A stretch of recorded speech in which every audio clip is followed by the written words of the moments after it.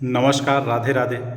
मैं सच्चिदानंद सिंह कुशवाहा आप सभी को श्री राधा जन्माष्टमी की बहुत बहुत बधाई एवं हार्दिक शुभकामनाएं। श्री राधा जन्माष्टमी पर प्रस्तुत यह वीडियो आप सबको ज़रूर पसंद आएगा।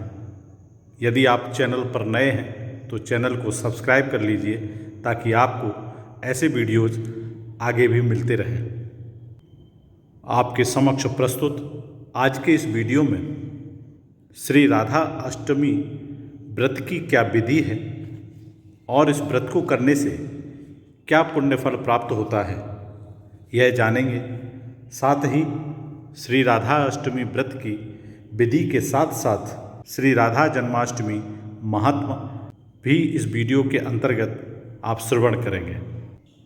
भगवान श्री कृष्ण भक्ति के अवतार देवर्षि नारद ने एक बार भगवान सदाशिव के श्री चरणों में प्रणाम करके पूछा कि श्री राधा देवी लक्ष्मी, देवपत्नी, महालक्ष्मी, सरस्वती, अंतरंग विद्या, वैष्णवी प्रकृति, वेद कन्या, मुनि कन्या आदि में से कौन है?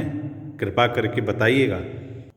नारद जी के इस प्रश्न के उत्तर में भगवान ने कहा कि किसी एक की क्या बात कहें, कोटि कोटि महालक्ष्मी भी उनके चरण कमलों की शोभा के सामने ठहर नहीं सकती।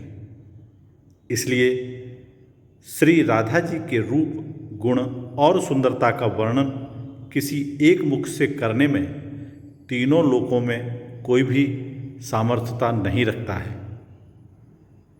उनकी रूप माधुरी जगत को मोहने वाले भगवान श्री कृष्ण को भी मोहित करने वाली है। इसी कारण अनंत मुख से भी मैं उसका वर्णन नहीं कर सकता। भाद्रपद मास के शुक्ल पक्ष की अष्टमी के दिन श्री राधा जी के श्री चरणों के दर्शन होते हैं। उनके चरण कमलों की सुंदरता का वर्णन कर पाना भी किसी के लिए संभव नहीं है। श्री राधा अष्टमी के व्रत में अन्य व्रतों की भांति ही इस दिन भी प्रातः सूर्योदय से पूर्व उठकर स्नान आदि क्रियाओं से निवृत्त होकर श्री राधा जी का विधिवत पूजन करना चाहिए। इस दिन श्री राधा कृष्ण मंदिर में ध्वजा, पुष्पमाला, वस्त्र, पताका, तोरणादि व विभिन्न प्रकार के मिष्ठानों एवं फलों से श्री राधा जी की स्तुति एवं पूजा करनी चाहिए। मंदिर में 5 रंगों के मंडप सजाएं। उनके भीतर 16 दल के आकार का कमल यंत्र बनाएं। उस कमल के मध्य में दिव्य आसन पर श्री राधा कृष्ण की युगल मूर्ति पश्चिमाभिमुख करके स्थापित करें। अपने बंधु बांधवों सहित अपनी सामर्थ्यतानुसार पूजन की सामग्री लेकर भक्ति भाव से भगवान की स्तुतियाँ गाएं।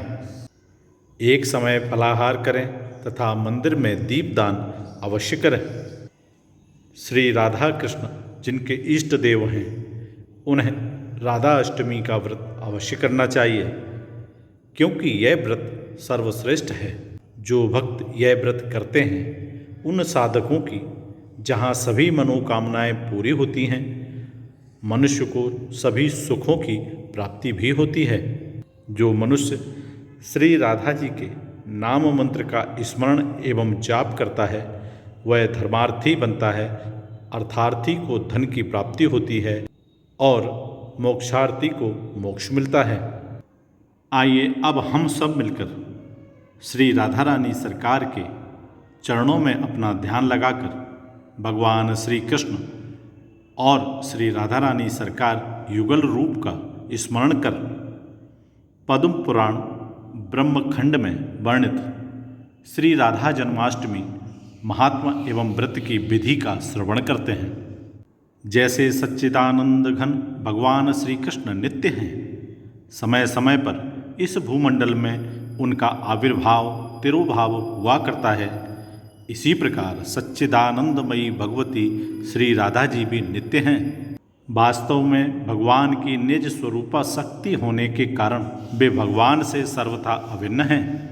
और समय समय पर लीला के लिए आविर्भूत तिरोभूत हुआ करती हैं। ऐसा नारद पांचरात्र में कहा गया है।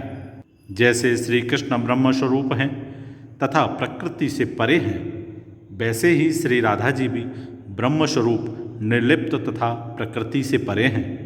भगवान की भांति ही उनका समय समय पर आविर्भाव तिरोभाव हुआ करता है। वस्तुतः वे भी श्री हरि के सदृश ही अकृत्रिम नित्य और सत्य स्वरूपा हैं। इसी प्रकार इनका आविर्भाव महोत्सव तथा उसका महत्व भी प्राचीनतम तथा नित्य है। पद्म पुराण ब्रह्मखंड के 7वें अध्याय में श्री नारद ब्रह्मा के संवाद रूप में एक इतिहास मिलता है। उसमें नारद जी के पूछने पर ब्रह्मा जी राधा जन्माष्टमी व्रत के महान महात्म्य का वर्णन करते हुए एक प्राचीन प्रसंग सुनाते हैं। वे कहते हैं, वत्स नारद, पहले सतयुग में एक लीलावती नाम की वारांगना थी। उसने बहुत बड़े बड़े कठोर पाप किए थे। एक दिन धन की लालसा से वह अपने नगर से निकलकर एक दूसरे नगर में गई। वहाँ उसने एक जगह बहुत लोगों को एकत्र देखा। वे लोग एक सुंदर देवालय में राधा अष्टमी व्रत का उत्सव मना रहे थे। गंध, पुष्प, धूप, दीप, वस्त्र तथा नाना प्रकार के फल आदि से भक्तिपूर्वक श्री राधा जी की श्रेष्ठ मूर्ति की पूजा कर रहे थे। उन लोगों को महोत्सव परायण देखकर वारांगना ने कौतूहल पूर्वक उन लोगों से पूछा, पुण्यात्मा जनों, आप हर्ष में भरे यह क्या कर रहे हैं? मैं विनय पूर्वक पूछ रही हूँ, कृपा करके बताइए। इसके उत्तर में उन राधाव्रतियों ने कहा, भाद्रपद मास के शुक्ल पक्ष की अष्टमी को दिन के समय श्री राधा जी का वृषभानु के यहाँ यज्ञ भूमि में प्राकट्य हुआ था। हम लोग उसी का व्रत करके महोत्सव मना रहे हैं। इस व्रत से मनुष्यों के बहुत बड़े पापों का तुरंत नाश हो जाता है। उनकी बात सुनकर वारांगना लीलावती ने भी व्रत करने का निश्चय करके व्रत किया। देवयोग से उसको सर्प ने डस लिया। इससे उसकी मृत्यु हो गई। उसने बड़े पाप किए थे, अतएव हाथों में पास तथा मुद्दर लिए भयानक यमदूत आ गए और उसे डांटने लगे। इसी बीच विष्णुदूतों ने आकर चक्र से यमपास को काट दिया। वह वारांगना सर्वथा पाप मुक्त हो गई और उसे वे विष्णुदूत विमान पर चढ़ाकर गोलोक नामक मनोहर दिव्य विष्णुपुर में ले गए। ब्रह्मा जी ने फिर कहा, इस प्रकार पापों का नाश करने वाले और श्री राधा माधव को अत्यंत प्रिय राधा अष्टमी व्रत को जो लोग नहीं करते हैं वे मूढ़ बुद्धि हैं। जन जन को चाहिए कि वे सर्वत्र श्री राधा जन्माष्टमी व्रत करने तथा महोत्सव मनाने का सत प्रयास करें। इसमें उनका और जगत के उन जीवों का जो इस व्रत महोत्सव का सेवन करेंगे कल्याण होगा। इसमें कोई भी संदेह नहीं है। श्री राधा जी की पूजा न की जाए तो मनुष्य श्री कृष्ण की पूजा का अधिकार नहीं रखता है। अतएव समस्त वैष्णवों को चाहिए कि वे भगवती श्री राधा की अर्चना अवश्य करें। श्री राधा भगवान श्री कृष्ण के प्राणों की अधिष्ठात्री देवी हैं, इसलिए भगवान इनके अधीन रहते हैं। ये भगवान के रास की नित्य अधीश्वरी हैं। इन श्री राधा के बिना भगवान श्री कृष्ण क्षण भर भी नहीं ठहर सकते। ये संपूर्ण कामनाओं का राधन अर्थात साधन करती हैं। इसी कारण इन देवी का नाम श्री राधा कहा गया है। श्री राधा जी का प्राकट्य भाद्रपद शुक्ल पक्ष की अष्टमी को मध्याह्न के समय श्री वृषभानुपुरी, जिसे हम बरसाना कहते हैं, अथवा उनके ननिहाल रावल ग्राम में हुआ था। कुछ महानुभाव प्रातःकाल प्राकट्य हुआ मानते हैं। संभव है कल्पभेद से उनकी मान्यता सत्य हो, पर प्राचीन पुराणों में मध्याह्न का ही उल्लेख मिलता है। इस प्रकार श्री राधा जन्माष्टमी व्रत का महात्मा एवं इस व्रत की विधि इस वीडियो के माध्यम से आप तक पहुंचाई गई है। हम सब मिलकर श्री राधा रानी सरकार के इस प्राकट्य उत्सव को धूमधाम, हर्षोल्लास और पूरे भाव से मनाएं और भगवान श्री कृष्ण और श्री राधा रानी सरकार युगल स्वरूप को अपने मन में बसाकर, अपने दिल में बसाकर उनकी नित्य आराधना करते रहें।